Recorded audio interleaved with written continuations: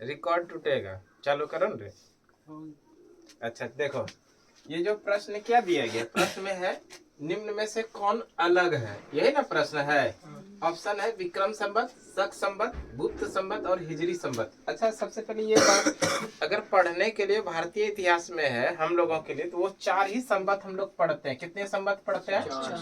4 संवत पढ़ते हैं। और ये 4 संवत कौन कौन है? यही तो 4 है। एक विक्रम संवत है, दूसरा शक संवत है, गुप्त संवत और हिजरी संवत है।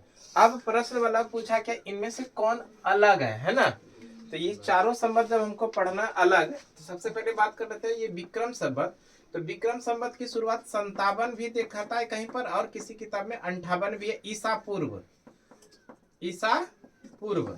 और ये गुप्त संवत जो है इसकी शुरुआत हुई थी गुप्त संवत, सबसे पहले इसको जान लीजिए। शक संवत, शक संवत की शुरुआत 78 ईस्वी में हुआ था, है ना। और गुप्त संवत की शुरुआत 319 ईस्वी में हुआ था। और हिजरी संवत की शुरुआत 622 ईस्वी में हुआ था। अब देखिए इसमें से प्रश्न क्या पूछा, इनमें से कौन अलग है। ये देखिए विक्रम संवत जो है ईसा पूर्व, विक्रम संवत किस में शुरू हुआ है? ईसा पूर्व में। और ये शक संवत किस में शुरू हुआ है? ईस्वी में। गुप्त संवत जो शुरू हुआ 319 ईस्वी में। और हिजरी संवत जो हुआ वो 622 ईस्वी में। मतलब कि शक संवत, गुप्त संवत और हिजरी संवत, ये तीनों संवत जो है ईस्वी में शुरू हुआ है। जबकि ये जो है विक्रम संवत किस में शुरू हुआ है? ईसा पूर्व में। इस तरह से इस प्रश्न का सही आंसर क्या होगा? विक्रम संवत। विक्रम संवत हुआ है ईसा पूर्व में, बाकी सभी जो हुआ है किस में हुआ है? अब ये थोड़ा समझ लीजिए आप लोग कि ईस्वी और ईसा पूर्व क्या है ना। ईस्वी और ईसा पूर्व क्या, ये मालूम है? नहीं। ईस्वी जो है जिस वर्ष की माना जाता है कि ईसा मसीह का जन्म हुआ, जिस वर्ष, उसी वर्ष कैलेंडर की शुरुआत माना जाता है। जिस वर्ष ईसा मसीह का जन्म हुआ उस वर्ष क्या माना जाता है? कैलेंडर की शुरुआत। तो ईसा मसीह का जन्म जो हुआ वो 0 वर्ष में हुआ होगा, 0 वर्ष में हुआ होगा। और ईसा मसीह के जन्म के पहले जितनी भी घटनाएं हुई है जो इतिहास के लिए जरूरी है, हम लोगों को पढ़ने के लिए जरूरी है, उसको हम लोग पढ़ते हैं ईसा पूर्व में। ईसा मसीह के जन्म के पहले जितनी भी घटनाएं हुई है इतिहास में, उसको हम लोग किस में पढ़ते हैं? ईसा पूर्व में। और ईसा मसीह के जन्म के बाद जितना भी घटनाएं घटित हुई है वो उसको हम लोग पढ़ते हैं ईस्वी में, है ना। यही ईसा मसीह का जन्म हुआ किस वर्ष?